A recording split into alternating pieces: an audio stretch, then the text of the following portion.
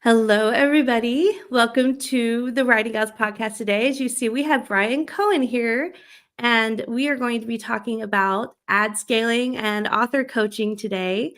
Victorine is not with us. She is in Las Vegas living it up with her family. They're having some birthday celebrations. And it's kind of funny because I was in Vegas last week for my sister-in-law's wedding, and I flew out just like an hour or two before she flew in. And so it just kind of we were just kind of passing in the air. But that's why Victorine's not here with us today. Um, Bryan, I've been seeing on your Facebook post, just your personal page, that you are doing something called the Self-Publishing Live in Chapel Hill. Yes, that is true. What is that? I've been kind of curious. Is it like a little conference? Yeah. And thanks for having me on, by the way. Yeah, we're This so is glad to fun. have you. Yeah. So self-publishing live is kind of like a little bit of a passion project in a way. I find that and this is something I've been talking about in various channels, like the written word media has their top 10 publishing trends for the next year Oh, in wow. each year, and they reach out to me often, and I said, well, I think this is a year where people are dealing with burnout at ever increasing rates, and they're going to focus on trying to be more long term in their thinking of how they take care of themselves and their mindset and their goals. And so I decided to come up with a conference. It's in person and virtual. And what if that conference had no tactics? What if a conference had zero marketing lessons, zero learning new tools, zero FOMO, like Wow. the no FOMO conference?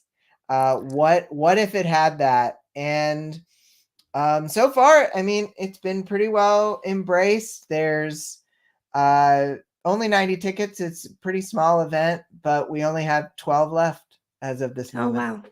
But you So, said it is available virtually too? yeah, well, what we're going to do is we're going to record the in person, and then 2 weeks Oh, later, we're going to have a virtual event, but the speakers are going to come back for some Q&As during the virtual event as well. that sounds amazing. Victorine and I just talked about burnout last week on our podcast. Mm-hmm. You're right. It is just widespread in the author community right now. I think it's just a combination of what we all went through during the pandemic. And then there's, for so many years, we're just like all about content, putting books out, and then all the business side. And it just really does wear you down. And sometimes you don't even Yeah. realize it. And I love everything that Becca Symes does. I saw that she's part of it to help Yep. the author community.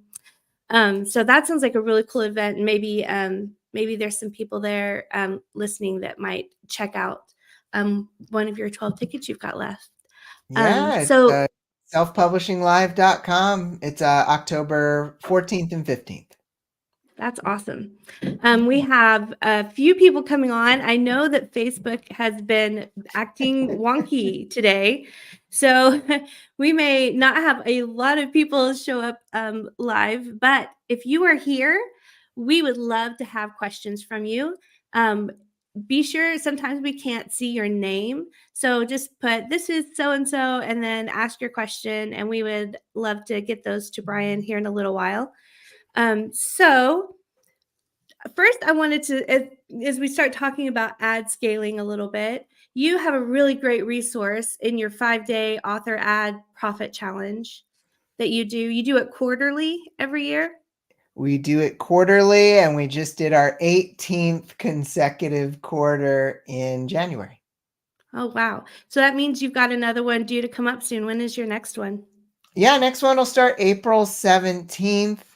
And these are always fun for us. We usually have at least 3,000 to 4,000 authors participating at a given time. So it's crazy. It's managed chaos. I love managed chaos. It is Yeah. fantastic.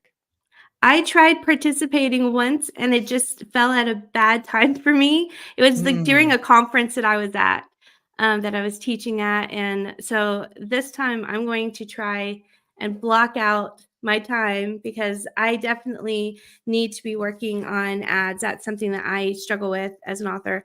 So I'm looking forward to that. It's good to know what the date is so I can get it onto my calendar. We have a question yeah. before we move too much forward, so we don't have to kind of backtrack in our topics too much.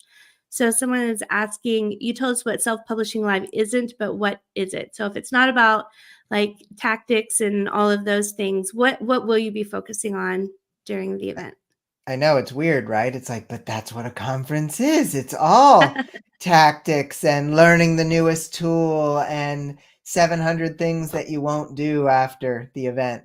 Um, this is all based on mindset and goals and process and really just figuring out kind of how to bring the joy back into your author career. We've got Becca Syme, who you already mentioned, Claire Taylor, who I've got a shout out. She's got a great Kickstarter that just launched yesterday. She did $10,000 in her first day. That's Wow, and that's the book on your author. It's like an author journey book. What was the title of it yeah, it's again? called Sustain Your Author Career, Mm, is her it new looks one. amazing. And yeah, it looks awesome. And so she's going to be speaking. Jen LaSalle, who just co-organized the Author Sustainability Conference in Dublin, Ireland, is going to be there. And then Naomi Nakashima, who is brilliant and a great writer and ghostwriter, will be there. And then me. And that's it. That's the 5 speakers. And it's in person. There was a question, is it Mm-hmm. live or virtual? It's in Yeah. person on October 14th and 15th in Chapel Hill, North Carolina, and it will be virtual 2 weeks later. So the 28th and 29th, I believe, or the 29th and 30th. I'm going to look that up. It's on selfpublishinglive.com. But yeah, so 15th and 16th. So it'll be the 29th and 30th. I'm using my plus 14 math right there. But yeah, no, it'll be a great road trip for some. We tried to get the cheap, like the most affordable hotel that we could. Mm. It's actually a really new hotel because I would like stop myself from saying cheap. I'm like, oh, it's live, we can't cut it out. But it's actually really, really Affordable. nice, affordable hotel. It's only 119 a night, and I know, Oh, that's great. man, some of these conferences, it's like, Yeah. unless it's in Vegas, it's like, oh, well, we paid $500 for the ticket and now it's $200 a night for the hotel. We've really tried, especially because it's the first one that we're doing in person down in North Carolina. We tried to make it nice and affordable for everybody. Yeah. Yeah.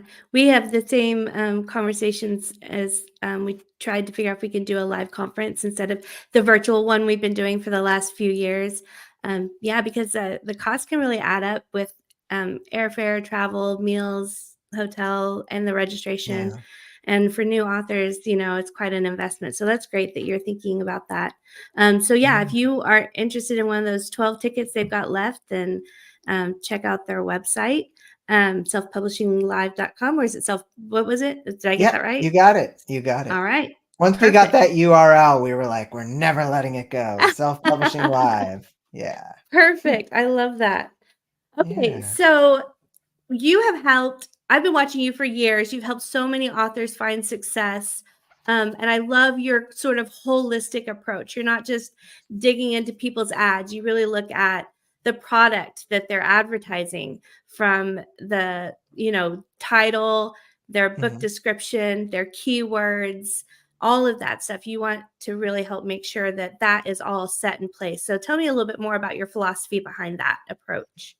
Yeah, I think holistic is a really good way of looking at it. We have to look at the whole picture because I can give you, any of you watching, plenty of ad scaling tips. And you know what? For most of you, unfortunately, those tips would do nothing but spend your money.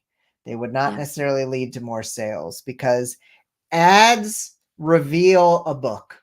Mm. Ads determine if a book is ready for prime time, if a book can earn more, scale more. If you spent $40 in a given month on ads and your royalties were $40, scaling or trying to increase that spend is not going to do anything for you. When it comes to scaling, it's really more about, is this book already significantly profitable?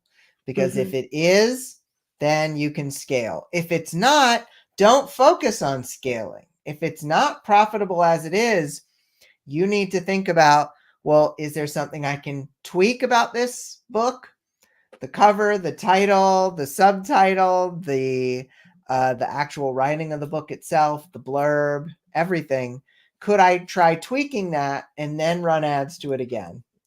Or should I pivot? Something that I love that you guys talk about in Writing Gals is you're talking about the tropes, you're talking about the things that people need to know, especially in when it comes to romance subgenres. And a Yes. lot of authors, unfortunately, first series they ever write is not to market. The tropes are off. The writing Yeah. might need to improve. And so Yeah. scaling doesn't make sense for those folks. But once Right. you're into your third series, your fourth series that you've ever written, you've got seasoned, you've gotten those first million words out or what have you. And now you're starting to get books that, hey, I didn't do much promotion to this, but it's kind of working. Then you can look at things like scaling. That's great advice. So you're really focusing when you talk about ad scaling on people, like you said, that already know that a book is selling well. And so maybe they start running ads and they're seeing that they're getting a good ROI on their ads. So how do you suggest they go about scaling up or learning how to scale up their ads? Absolutely. Well, I think a lot of it comes down to we need to look at what within the ads overall is working because it's always better to focus on what's working or what's easy. I'm a big fan of the book The One Thing. I have it on my back shelf here. It's what is the number one thing you can do such that by doing it you make everything else easier or unnecessary. And when it comes to ads, sometimes one ad or two ads or three ads or one target within the ads, one book that you're targeting, or one author name that you're targeting, or one ASIN that you're targeting is producing 80% of the results. Mhm. And that is actually good. We get nervous. I think as authors, and I'm sure you've seen this around, Michelle, it's like when you uh, get good at one thing, there's this temptation. Now I need to get all my other stuff good. Mhm. It's like I got my Facebook ads good. Now I need to get my Amazon ads good. Or I got TikTok working. Now I need to get these other four things working. No, you don't need to. You can just say, look, my Amazon ads seem to be doing something. Great. Let's go into the Amazon ads. This ad seems to be getting most of the attention. Great. Let's look in here. Let's look at Mhm. things like the search terms and see what is getting clicks. Let's look at maybe opportunities to double down, by which I mean look for things within that ad that could be worth trying to focus on more. Like it's always going to these three books, these three ASINs are always getting my tracked sales or my tracked KU pages read, the KENP stat there. These things are always working well. Great. Let's focus on those. And so I think the first step of, as you put it so well, learning to scale is learning to spot what's working well, both from the ads uh, perspective and from the specific target perspective. That's really great to hear personally because I do tend to get overwhelmed thinking I have to do all the things well. And so it's great to have that advice that I just need to focus on what's working for me. And it is going to be different for every author and every book and every series. Otherwise, there would just be, a magic equation that we could share with everybody, right? Wouldn't that be great? Wouldn't that be great? It would be.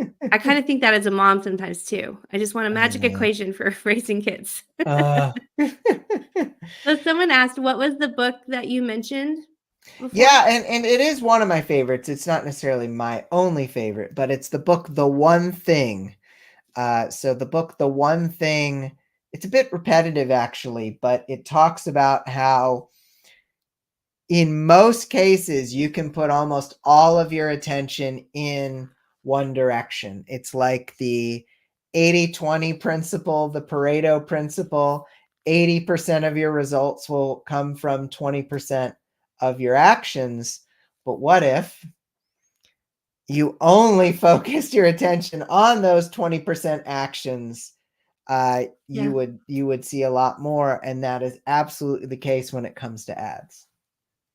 So, when you're working with authors on ads, do you have a preference for Facebook ads or AMS ads, or is it just strictly by author? They just have to figure out for themselves which one to focus on more.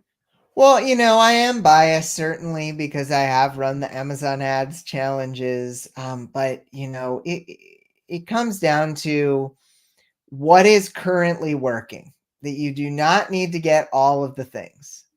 What is currently working?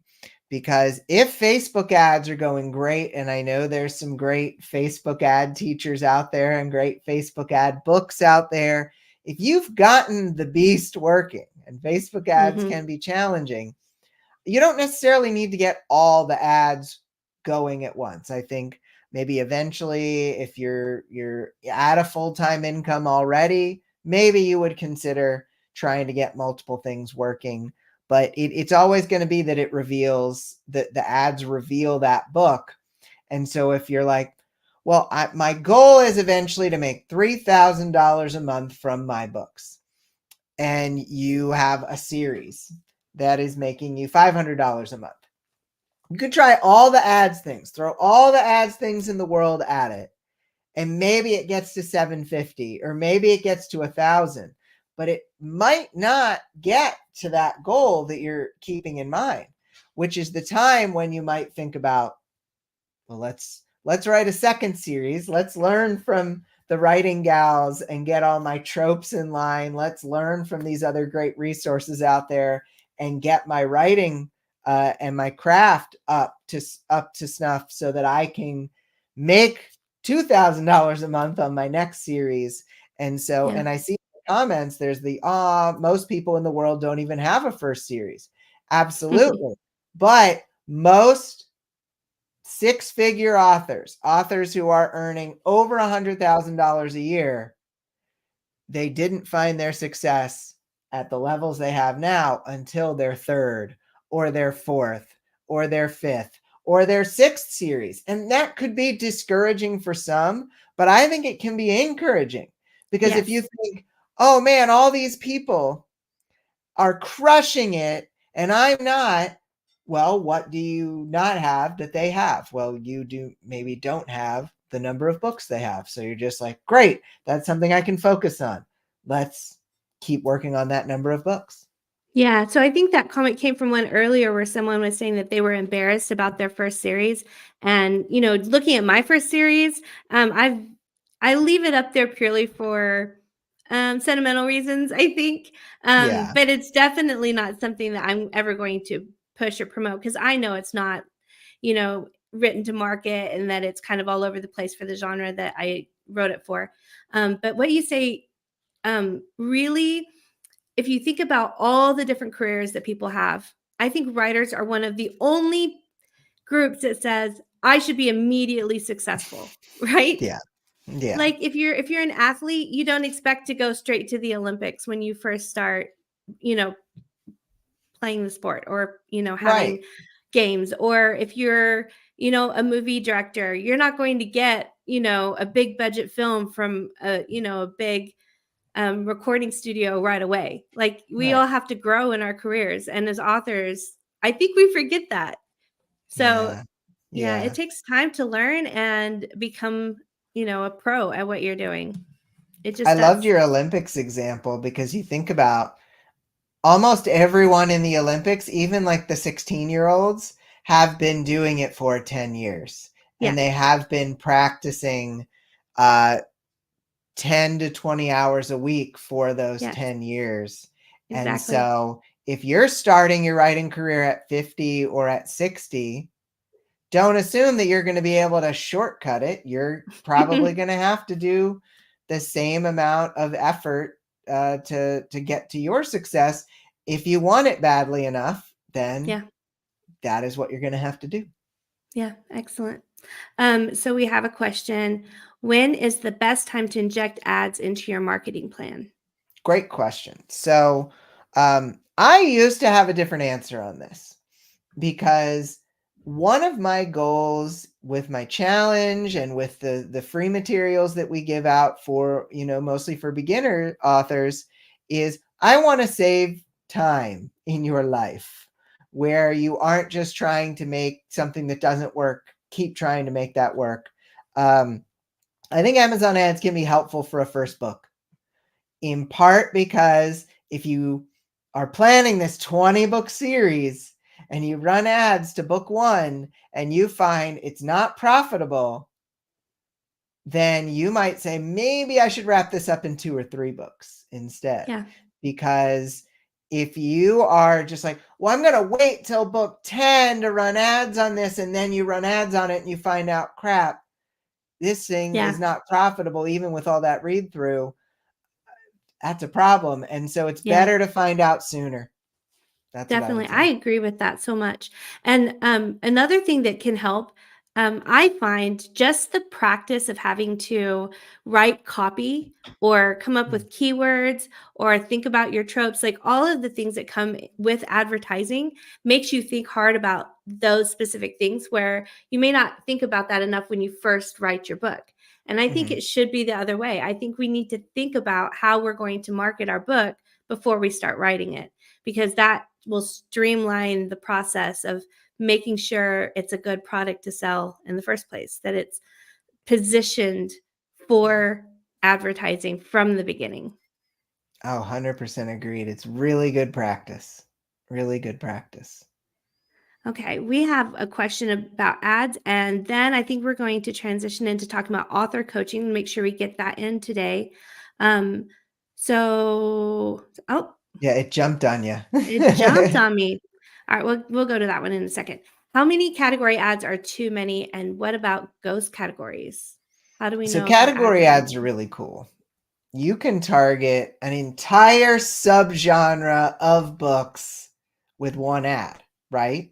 But we get a little too excited with these sometimes, because how many subgenres are actually related to your book? How many would your book fit alongside on a shelf, as Quinn Ward from my author ad agency always talks about?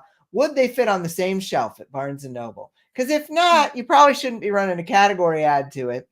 yeah, Uh, and so as a result, you don't need to ever do more than 10. And chances are you probably don't even need to do more than 5. Now, Dave Chesson is awesome with Kindlepreneur. He talked about ghost categories in a relatively recent article, saying that there are these categories that, aren't really categories, kind of. They aren't displaying anywhere. The good news is you can't run an ad to a ghost category. You just can't. If you run an ad, it's going to be to a category that you can be placed in, because otherwise Amazon wouldn't make any money from those ads running in ghost categories. Uh, the one of the ways to know if your books are in a ghost category, you can use software like Publisher Rocket. You can use a free website like Booklink, Rick Helwell's site, Booklink, BKLNK.com, and you can see what categories your book is in. But I think that it never hurts to go look at, wait, what ads did I make again? Go back, look at your ads, see what it's targeting, because that's actually a good time to determine, oh, this one has never led to anything. I might as well consider pulling back on it a little. Yeah. And then the question that popped up is just a follow-up to that. So, she's talking about what about the old categories, like before Amazon redid their categories last year. So there's just probably a whole lot of muddled categories on our books and our Yeah. ads If out there. you ran category ads before 2023, it never hurts to just go back and look at them. I think that the category changes affected books more than it did ads specifically, because even if you can only be in 3 categories now, which was the new rule, you can have ads in more than that, but it still comes back to my first point on that. How many categories does your book actually fit Yeah. into? Really, if you can only be in 3, maybe you only consider 3 ads. Y the the Yeah. the most effective book ads tend to be your auto ads anyway, if you have the effective categories and keywords for your book in KDP, then the auto ads are more likely to perform well. Yeah. If you're not seeing much in the way of results with any of the ads, look to your auto ads first. Look to getting your book's metadata, those 7 KDP keywords, those 3 Amazon categories. Get those reined in. Make sure they're as relevant as possible, because that's going to help your ads more than trying to come up with 100 categories that your book Yeah. should fit into. Yeah, and I will say if you think your book can fit into 10 categories, then I think you need to sort of address the trope stuffing a little bit. You need to come out strong. You need to, have a presence in 1 or 2 tropes so that you can really sell there and it can resonate to those readers. If you're trying to be too much to too many things, it just loses its effectiveness and you're not really going to sell or be successful in any of those tropes because you're just doing too much. And so if it's causing you difficulties with your categories or all those things, you can go back. It always comes back to the writing, like think about maybe being more specific and honed into 1 or 2 tropes so you can really focus on selling well to those readers. um Stellar so advice. I just yeah, I just wanted to show really quick. um you can go to Bryan's website where he's got his whole team and his courses and all the stuff about his coaching at bestpageforward.net. You have collected quite a team on there. I saw as I was clicking through all the things that you guys offer, all your resources, and you've found the best people, I'm guessing. We're really lucky. I mean, it's funny. It goes back to just at the beginning of the challenges when I needed help. Some of the earliest students that I had were like, "Yeah, we'll volunteer." And then I asked, "Hey, could you come on for like a little while to help me out?" And then I never lost my need for that help. And so many of them stuck around. I'm proud of our team. They've really helped some authors when it comes to just learning the ads, when it comes to growing and scaling. It's been pretty amazing to get to work with all these great people.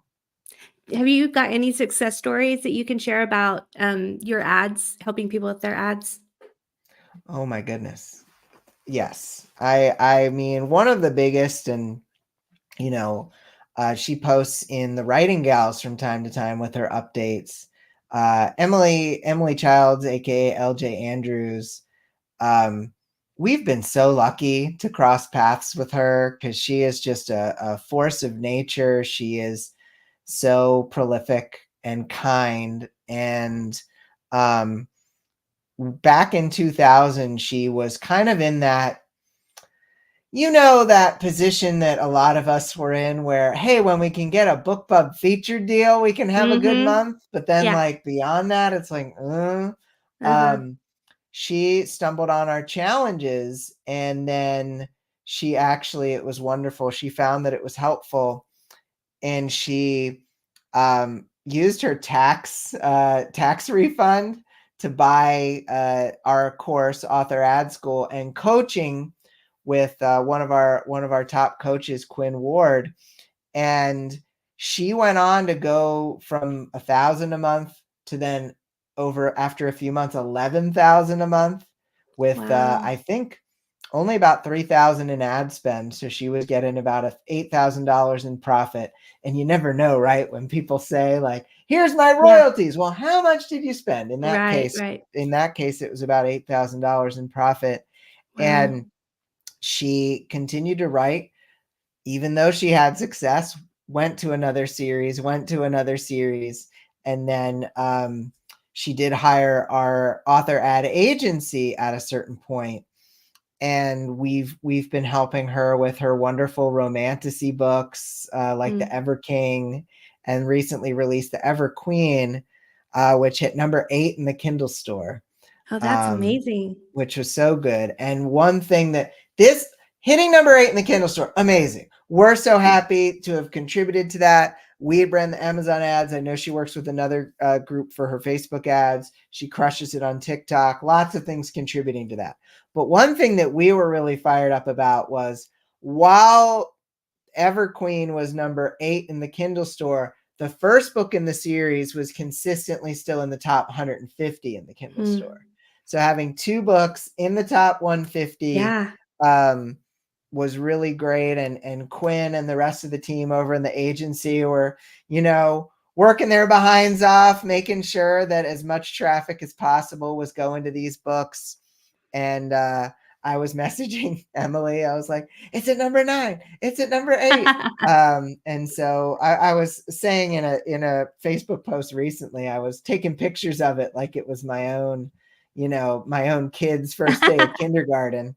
Yeah. Um, and it's just, there's something to be said about like finding your own success is really cool. Helping other people find their success. It's like being a parent, right? You Mm. see your kid out there doing great things and you're like, I helped with that. And Yeah. it's kind of that feeling for me and for our whole team. Yeah, it's very rewarding and fulfilling. I know here on the Writing Gals that's kind of what drives us because we could just be focusing just on our books and our careers, but we just find so much joy in helping to build a community for people to find success in their own way. So I definitely understand that feeling of accomplishment. Yeah. And I love Emily, and she participated in our conference last year. We were so glad to have her. So she Yeah, gives back she's so too. great. She's so giving. Yeah. And her scholarship that she gave these past Yes. few years as well. Yeah. Yeah. Yeah. Okay. So we have another question about ads, but I'll save it to the end if we have time. I want to just touch a little bit on author coaching. So it's an investment, obviously, Right. um, in your career. And so how can an author determine if it's a good direction for them to go in to hire a coach? Yeah, and first and foremost, I think there's a lot of discount ways that people can do this. Um, Getting a neutral, what coaching really is getting a neutral perspective. You get a neutral perspective. Ideally, it's a neutral perspective from someone who knows what they're talking about, but Yeah. a neutral perspective is helpful regardless. So when I was first coming up in self-publishing, I would try to become a part of a mastermind where me and multiple other people would just come together and agree to meet at certain times. And this can work well for like 6 to 12 months, but then usually one person ducks out and another person leaves. And so there's some benefits in like a curated thing, Mhm. which of course curated usually means, oh, it costs money. But I think a lot of authors could benefit from having, even if it only lasts for 6 to 12 months, connecting with other authors in your genre or have a similar positive mindset.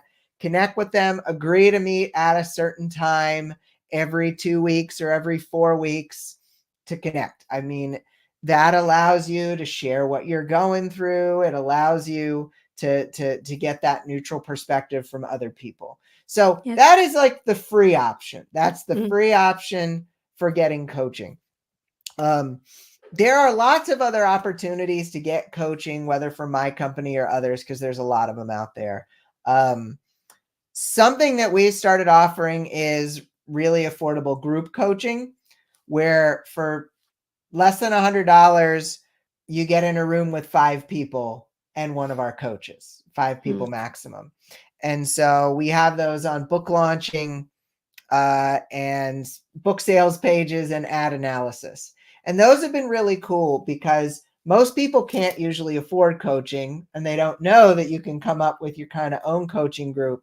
So it's really cool to be in that room because when you're the focus of coaching, it's cool because you and the coach get to talk and hash out your problems and ideally not share your whole life story because that'll take up the whole session, but a lot of Yeah. people do it. Good note. When you get in there, Yeah. make the time count. Yes, indeed. But when you get to hear what other authors are going through, that is huge. That's actually the best time in a coaching session when it's not your turn because you get a little nervous when you actually have to go.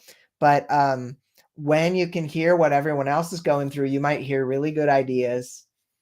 You might hear something that you can utilize as well. We have some higher level coaching stuff where we'll do 3 months straight or 6 months, or I even have a program where I do a whole year. It's called the Pathfinders.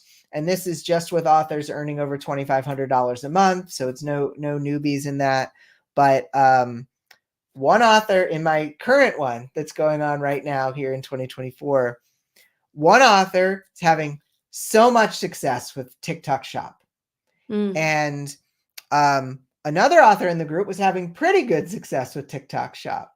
And so when the one author who was doing sort of okay listened to the author who was doing really well, that kind of, that's the whole point of the mastermind is you're using other people's minds to make your mind even better. She had her best month ever on TikTok Shop and overall as an author. And so sometimes it's just about listening to the other people in a coaching session. And it's not even necessarily our role as coaches, me or anyone else on my team. Sometimes it's about guiding. Sometimes it's about, hey, recover from your burnout and go to the mall, which is a piece of homework I have given. Go to the mall, go to the beach. These are homeworks I've given recently. Sometimes it's just about getting guidance. And so you can do that in a small free mastermind, as long as you probably have to be the one organizing it because no one wants to organize things.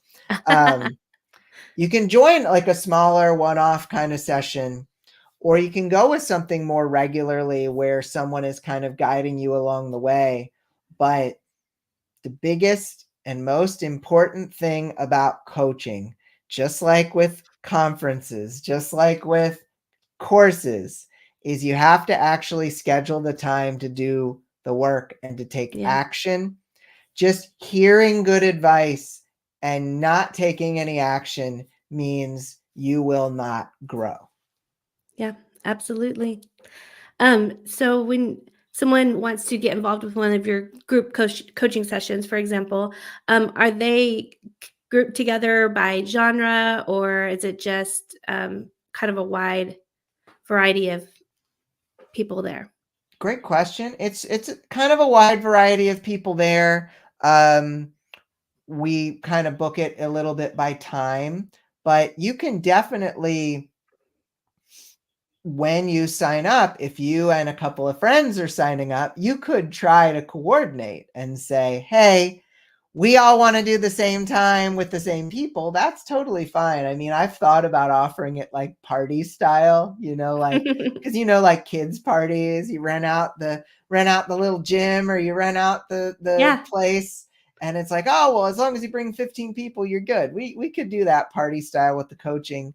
But for now, the way that it's set up, because people don't really like to organize that sort of stuff anyway, is I know we could bring snacks, we could drink some wine, it'll be great. But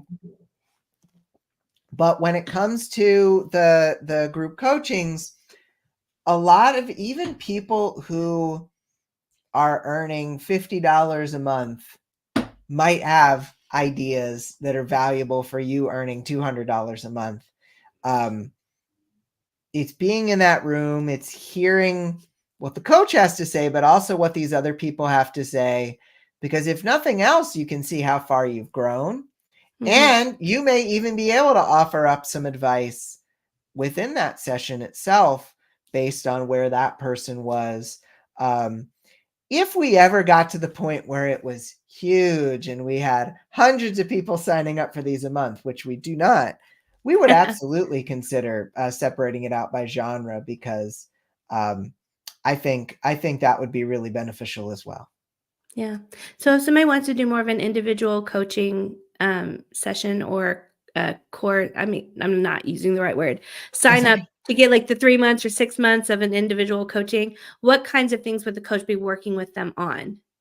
Great question. So we have options for just a one-off, one-on-one session, as much as we do, buying a package of them. But really, I think the one of the better things we offer is we have one that's 3 months with a session every week, and we have one that's 6 months with a session every month. And when we have those sessions, we don't necessarily come in with an agenda specifically. We kind of see where that author is at, because if that author, just like I going all the way back to earlier in this interview, talking about how if you have some one specific thing working, it might be about doubling down on that. It's not about. I don't think authors hit their first level of success from becoming well-rounded. I think becoming a well-rounded author when it comes to your marketing is a myth. I Hmm. think it's a myth. I think at first you get really good at one marketing thing and one writing thing, and that's when you have your first success. You might be doing six marketing things and not know which one paid off, but usually it's getting good at one writing thing and one marketing thing. And so in those sessions, part of it would be about stopping doing the things that aren't working. Part of it would be trying to put more attention into the things that are working well. I have an author I'm working with in my Pathfinders group who just they have done great with Kickstarter. They've had some great Kickstarter launches, but they haven't really followed up with those readers afterward, or those authors who also happen to be their readers afterwards. And so the next thing they're working on is working on setting up a good email list sequence Hmm. and trying to grow that list. Now, someone could come in and say, I want to grow my list. I want to grow my list. But I would want to make sure we look at their situation first, that is the thing they should actually be focused on. Because just because something is a good marketing practice, like growing an email list, doesn't mean it needs to be your number one focus. The author I just spoke about a few minutes ago, who had their best month ever on TikTok Shop, who also wants to work on their Amazon ads, I'm like, dude, you don't need to work on your Amazon ads right now. You just had your best month ever. Screw being well rounded. Let's double down on what is working, because that is the best way to increase your success. Yeah. So as I'm listening to you, I have ADHD, and it means that I just see all the things, think about all the things. Of I course. cannot make decisions. I'm like a Mm. kid in a candy store, and my dad just told me to pick one thing out, and I'm like, oh my gosh, what do I do? So definitely, we have our writing, we have our newsletters, we have our product pages, we have our ads, we have our social media, we have all these things.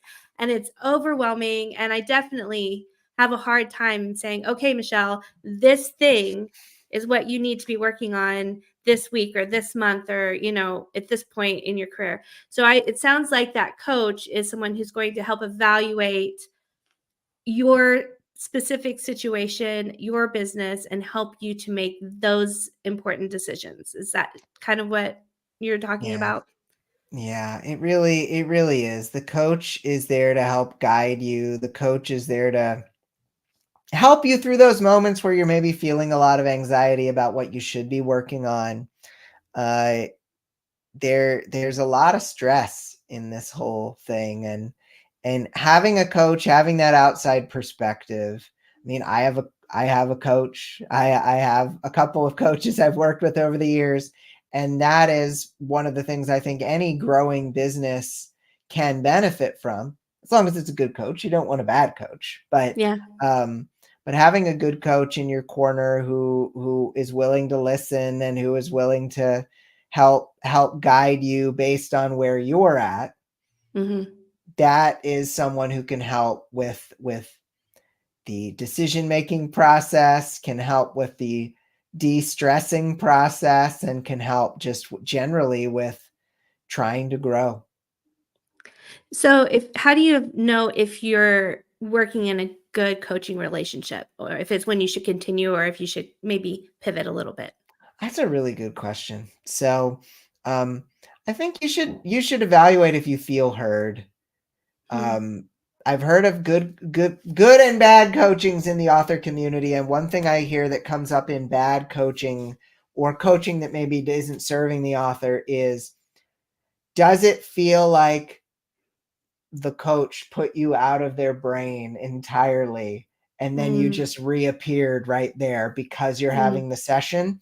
yeah, uh, or does the coach, you know, whether or not they're checking in on you, they're like, they know what you're going through, they know what you're dealing with.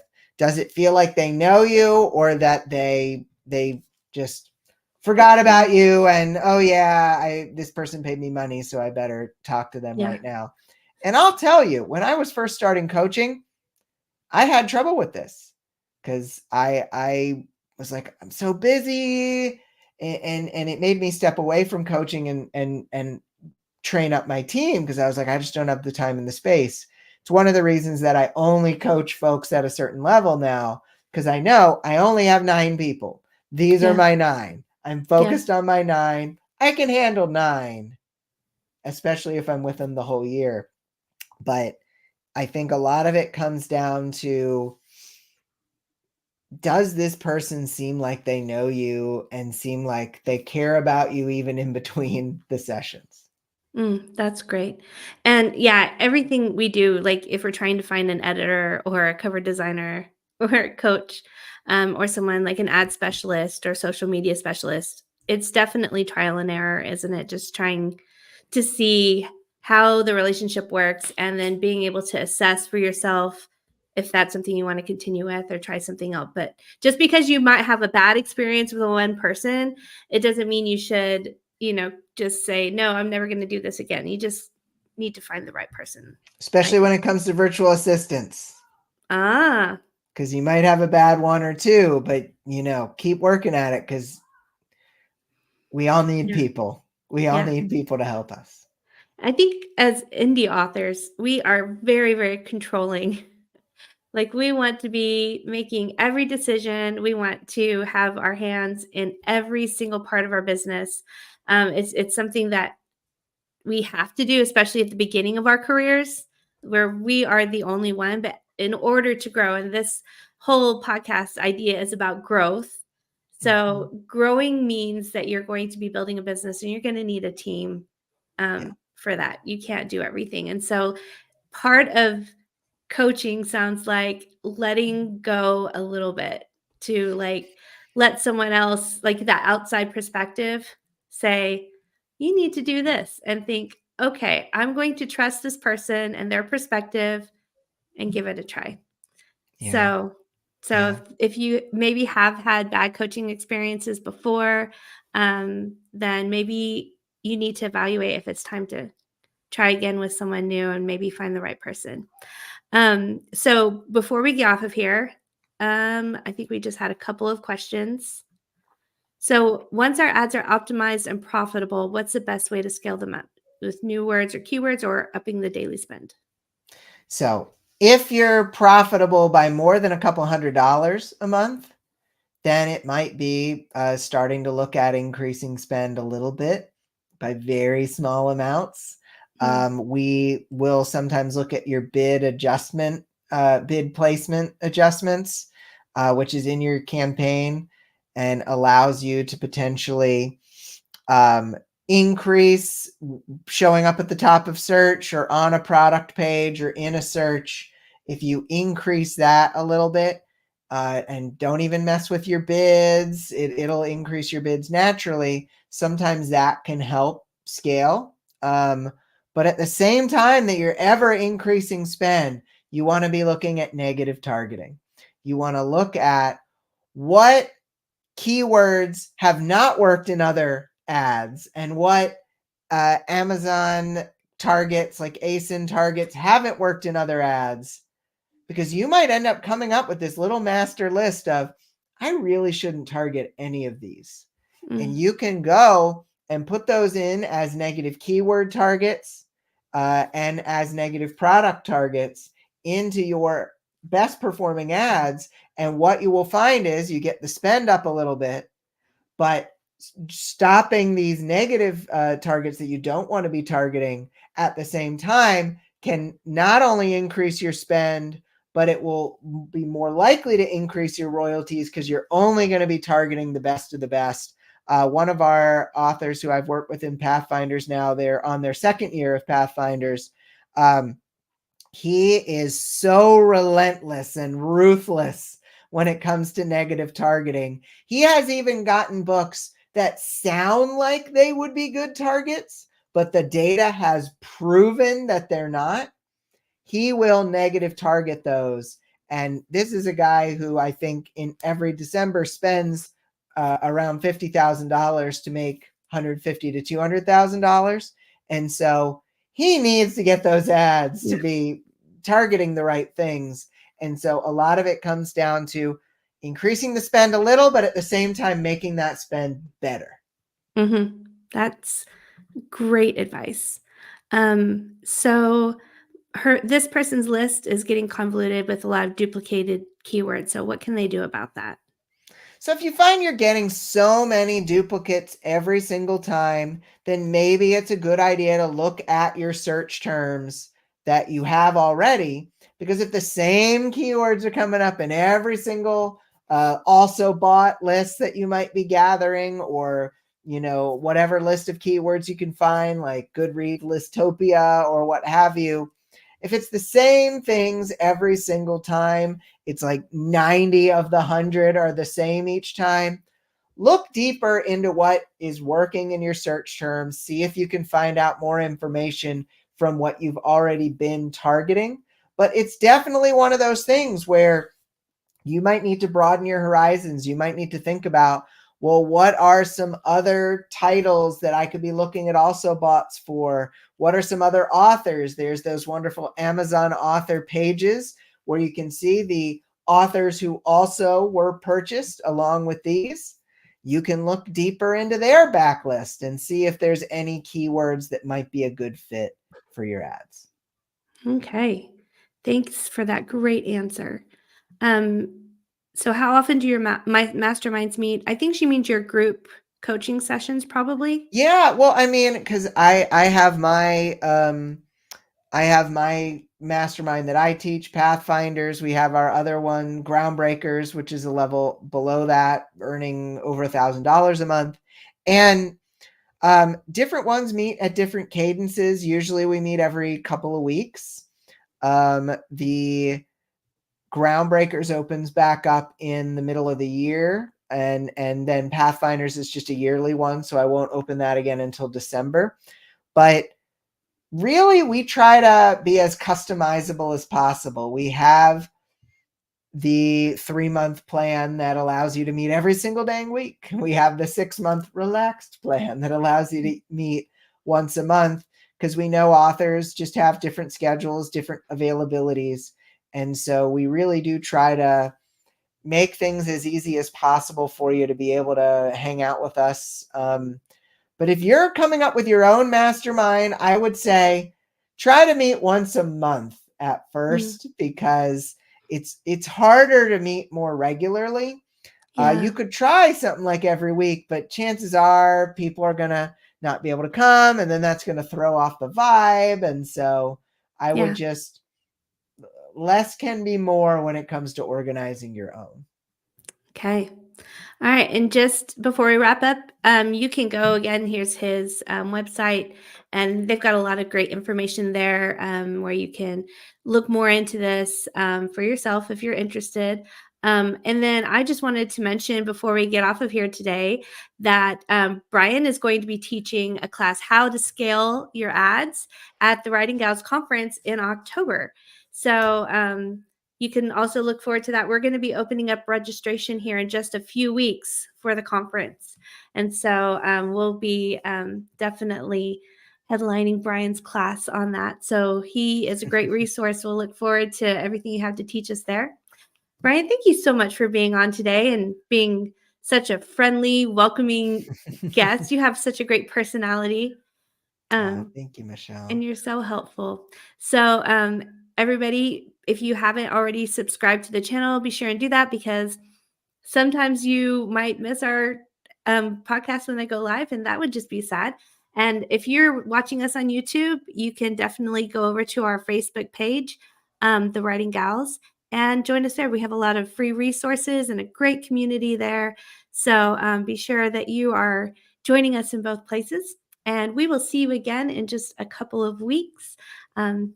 Have a great day, everybody, and good luck with those ads. And if you're looking at coaching, may you have great success finding what works for you because I think I might have to check it out myself. Thanks, Thanks everybody. again, Bye. Michelle. Bye, everyone.